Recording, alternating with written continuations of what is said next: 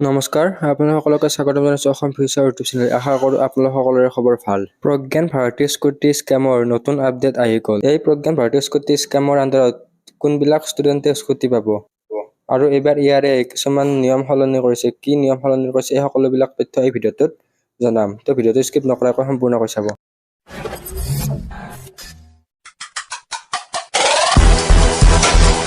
তো এই যিখন নটিচ আছে এই নটিচখন government of Assam higher education ডিপাৰ্টমেণ্টৰ পৰা জাৰি কৰা হয়। তো এই স্কুটি দিয়া প্ৰগ্ৰামটোৰ MK এইবিলাক দিয়া আছে। নেক্সট ইলিজিবিলিটি ক্ৰাইটেৰিয়া দিয়া আছে। ইলিজিবল ক্ৰাইটেৰিয়াৰ ক্ষেত্ৰত ইয়াতে ষ্টুডেণ্টজনে Assam higher secondary educational council চমুকৈ ASCCৰ পৰা হায়াৰ ছেকেণ্ডাৰী 12টো দিয়া হ'ব লাগিব।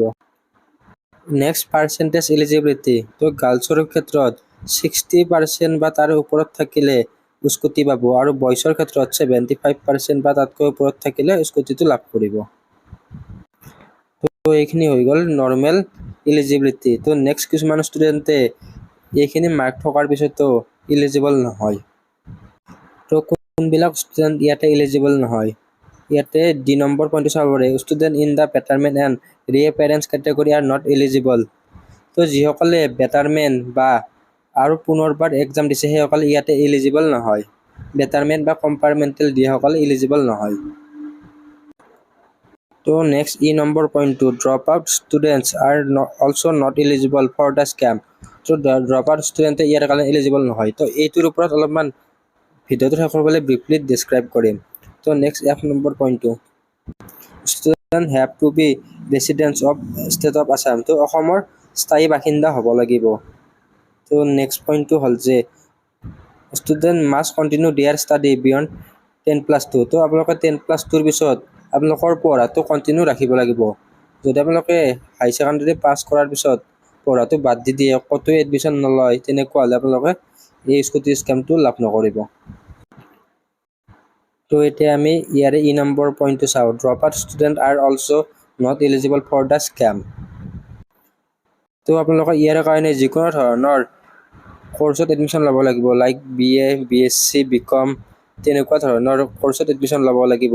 তো ইয়াৰ বাহিৰেও আপোনালোকে মেডিকেল লাইন হৈ গ'ল, তাৰপিছত ইঞ্জিনিয়াৰিং লাইন, পলিটেকনিক যিকোনো ধৰণৰ কৰ্চত এডমিশ্যন ল'লে আপোনালোকে ইয়াৰ কাৰণে এলিজিবল হয়। কিন্তু ইয়াৰে এনেকুৱা কিছুমান ষ্টুডেণ্ট আছে যিবিলাকে JEE নীটৰ কাৰণে কোচিং কৰে। তো তেওঁলোক কেণ্ডিডেটে ইয়াতে স্কুটি নাপাব নেকি? তো সেইটো বহুত এটা ডাঙৰ কুৱেশ্যন।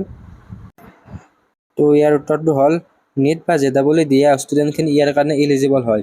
তো তেওঁলোকে এখন এপ্লিকেশ্যন বা কোচিং কৰি থকা প্ৰমাণটো দেখুৱাব লাগিব।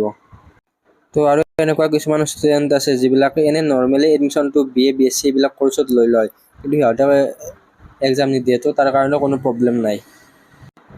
তো নেক্সট ইয়াতে ডিষ্ট্ৰিবিউশ্যন প্ৰচেছবিলাক দিয়া আছে। তো স্কুটিৰ যি মেৰিট লিষ্ট আছে সেয়া director of higher education Assam গভৰ্ণমেণ্টত ইয়াৰে মেৰিট লিষ্ট কেইখন দিয়া আছে। তো ইয়াৰ লিংকটো ডেছক্ৰিপশ্যনত দি দিম। তো আপোনালোকে DHE, তো ডাইৰেক্টৰ অফ হায়াৰ এডুকেশ্যনৰ অফিচিয়েল ৱেবছাইটত আহিলে এনেকুৱা ধৰণে দেখাবলৈ পাব। তো ইয়াৰে লিংকটো ডাইৰেক্ট লিংকটো ডেছক্ৰিপশ্যনত দি দিম। ইয়াতে list of boy and girl student who score 75 marks and 60% respectively in HS examination. তো ইয়াতে সকলোবিলাকৰ এক্সট্ৰাকৈ কেটেগৰী দিয়া আছে। তো যিবিলাক ষ্টুডেণ্টে 75ৰ ওপৰত আছে আৰু সিহঁতে আৰ্টছত হয় সিহঁতৰ কাৰণে ATP দিয়া, তো ইয়াৰ পৰা ডাউনলোড কৰিব পাৰিব। তো ইয়াতে ছায়েন্সৰ বিলাকৰ এনেকৈ দিয়া আছে। তো গাৰ্লছ ছায়েন্স, তো ইয়াৰ পৰা PDF টো ডাউনলোড কৰিব পাৰিব। তো গাৰ্লছ আৰ্টছ এনেকৈ। তো নেক্সট ডিষ্ট্ৰিবিউশ্যনৰ কাৰণে আপোনালোকৰ হাই ছেকেণ্ডাৰী দিয়া কলেজখনৰ লগত কণ্টেক্ট কৰিব। আৰু ইয়াতে F নম্বৰ পইণ্টটো চাব পাৰে, the student need not pay any amount to the dealer.